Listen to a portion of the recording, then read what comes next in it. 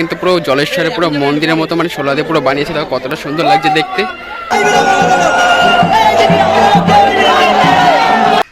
Hey guys, good morning, কেমন আছো তোমরা সবাই? আশা করি তোমরা সবাই খুব ভালো আছো, আর আমিও কিন্তু খুব ভালো আছি। আর চলে আসলাম আজকে অনেকদিন পর একটা নতুন ইন্টারেস্টিং ব্লগ ভিডিও নিয়ে। আর আজকে কিন্তু আমরা যেতে চলেছি জলেশ্বর শিব মন্দিরে।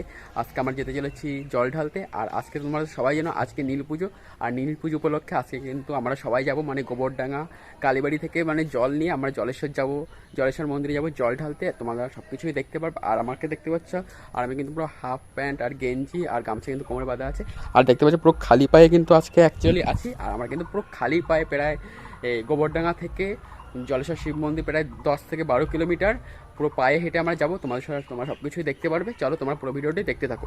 জল নিতে এসেছিলাম, আর এখানে যে বাঘটা দেখছো, এই বাঘটা কিন্তু পুরো জলেশ্বরে পুরো মন্দিরের মতো মানে শোলা দিয়ে পুরো বানিয়েছে, দেখো কতটা সুন্দর লাগছে দেখতে, খুবই সুন্দর লাগছে কিন্তু এটা দেখতে। বলো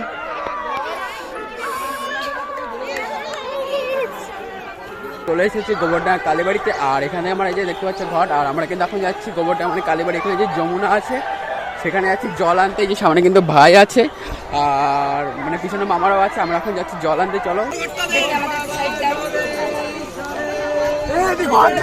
আমরা কিন্তু এখন চলে এসেছি জল নিতে। দেখতে পাচ্ছি এই যে যমুনা নদী, আর এই আমাদের জলও কিন্তু যে ভরা হয়ে গেছে, দেখতে পাচ্ছি। চলো এখন জল এখানে যাই, তারপরে জল ঘরটা সাজাবো, তোমাদের সাথে সব কিছু শেয়ার করবো। চলো কিন্তু দেখতে পাচ্ছি যে জল নিয়ে পুরো কমপ্লিট হয়ে গেছে। এই যে কিন্তু আমার বোন ওই যে আছে, আর ওই যে সামনে কিন্তু ভাই আছে। আমরা কোথায় যাচ্ছি?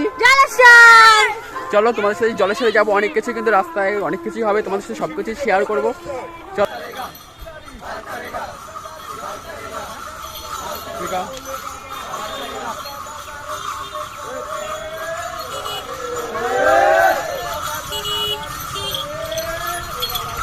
আমরা কিন্তু এখন বেরিয়ে পড়েছি, দেখতে পাচ্ছ বাঘ নিয়ে কিন্তু আমরা হাঁটছি।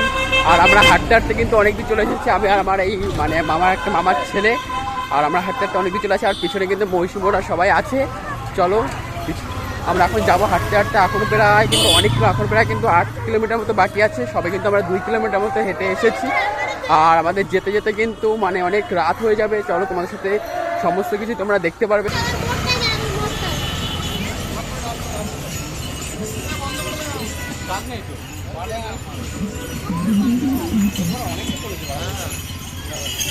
পরে আমি পার্সেল করে দিচ্ছি মেলায় গিয়ে।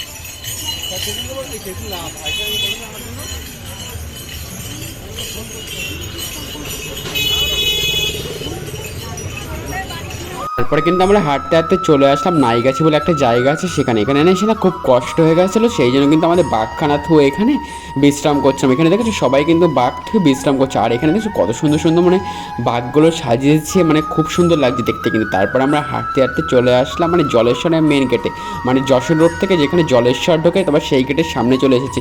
এখানে দেখেছো মানে গানের তালে মানে সবাই কত সুন্দর নাচছে। আর এখানে না প্রচুর পরিমাণে ভিড়, দেখতে পাচ্ছ মানে কত সুন্দর আনন্দ করে সবাই যাচ্ছে বাঘ কাঁধে নিয়ে। আমাদের মানে খুব মজা লাগছে। আমরাও কিন্তু আবার বাঘ নিয়ে যাচ্ছিলাম, আর আমি আর আমার ভাই কিন্তু সবার আগে যাচ্ছিলাম, আর বাকি যারা ছিল তারা কিন্তু সবাই পিছনে ছিল।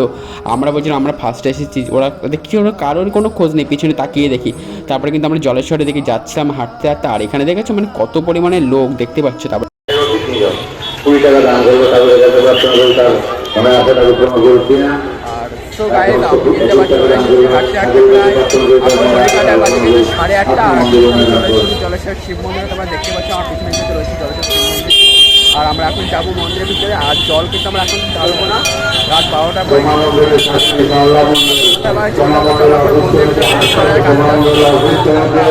পাচ্ছি। এটা কিন্তু জলেশ্বর শিব মন্দির, জলের নিচে মহেশ্বর পুণ্যতীর্থ জলেশ্বর দেখতে পাচ্ছ। জলেশ্বরের মন্দির আগে দেখতে পারবে এখানে যে একটা কালী মন্দির, মানে এখানে কিন্তু একটা মন্দির ছিল অ্যাকচুয়ালি, সেই মন্দিরটা এখন ভাঙা রয়েছে। তো সেই জন্য কিন্তু এখানে কিন্তু সেই মন্দিরটা টেম্পোরারি এখন এখানে বানানো হয়েছে এখানে দেখছো। আর আজকে কিন্তু মানে প্রচুর ভক্ত বা দর্শনার্থীরা এসেছেন, দেখতে পাচ্ছ তোমরা। এরা কিন্তু সবাই কিন্তু জল ঢালবে দেখতে।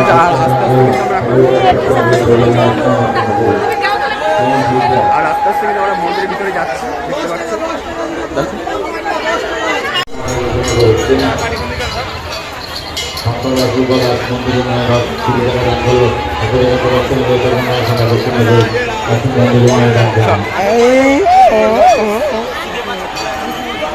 আর এটাই কিন্তু জলেশ্বরের শিব মন্দির তোমরা দেখতে পাচ্ছ, মানে মন্দিরটা কিন্তু এই পাশে, আর এই পাশে দেখছো আরেকটা মন্দিরে কিন্তু কাজ চলছে এই জায়গাটা দেখতে পাচ্ছ।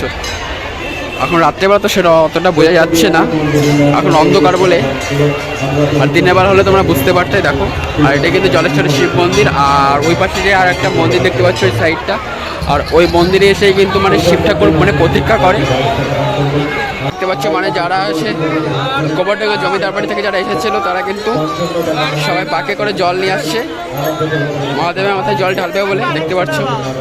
সবার হাতেই কিন্তু বাঁক আছে, ঘাড়ে বাঁক, হাতে জল।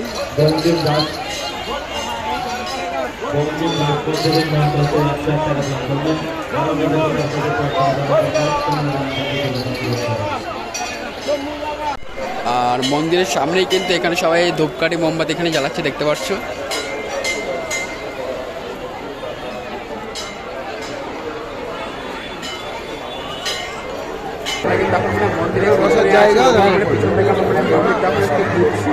আর এখানে কিন্তু সবাই কিন্তু বসে আছে দেখতে পাচ্ছ। আর এই দেখো, আর এখানে দেখছো মানে এখানে একটা বট গাছ আছে, বট গাছে এখানে কিন্তু এখানে সবাই ধূপকাঠি মোমবাতি জ্বালাচ্ছে। আর এখানে সবাই কিন্তু যাদের মনস্কামনা পূরণের জন্য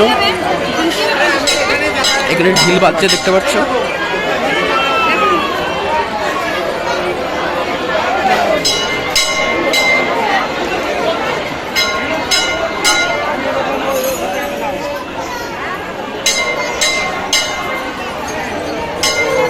আর এখানে দেখতে পাচ্ছ সমস্ত ভক্তরা দেখেছো মানে জল ঢালার জন্য সবাই কিন্তু পরিত্যাগ করছে। সবাই কিন্তু মানে রাত 12টা পরে মানে মহাদেব আসবে হালিশহর গ্রাম ঘুরে, তারপরে কিন্তু সবাই মানে এই পাশের মন্দির এখানে থাকবে, এখান থেকে কিন্তু আবার জল ঢালা হবে।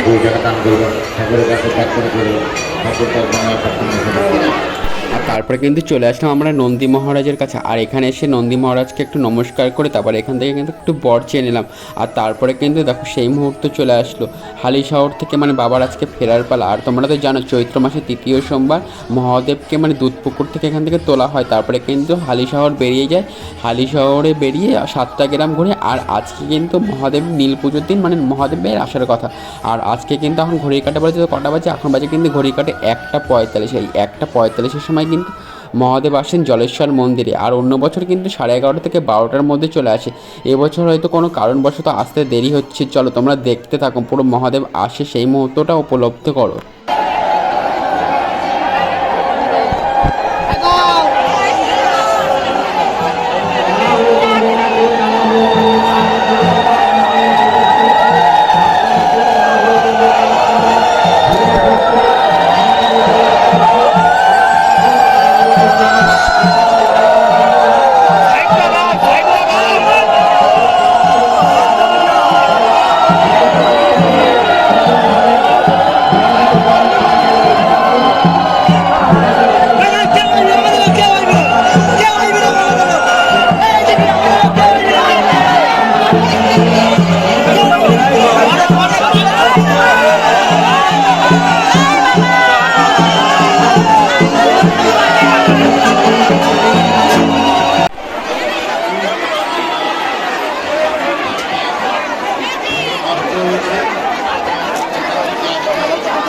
দেখতে পাচ্ছি মহাদেবের মাথায় কিভাবে জল ঢালা হচ্ছে, কি পরিমাণে মানে প্রচুর পরিমাণে কিন্তু ভিড় দেখতেই পাচ্ছ। এখানে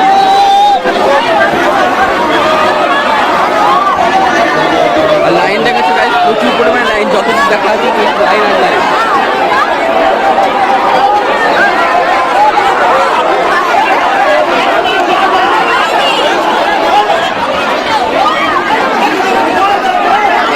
এখন কিন্তু ঘড়ির কাঁটা বাজে 2:30। এই সময় দেখেছে মানে প্রচুর পরিমাণে ভিড় কিন্তু বাবার ভক্তদের, আর লাইন আর লাইন চারিপাশ থেকে দেখো। আর এই ঘরের মধ্যে তোমরা দেখো কি পরিমাণে কীভাবে কি প্রচুর পরিমাণে ভিড় কিন্তু।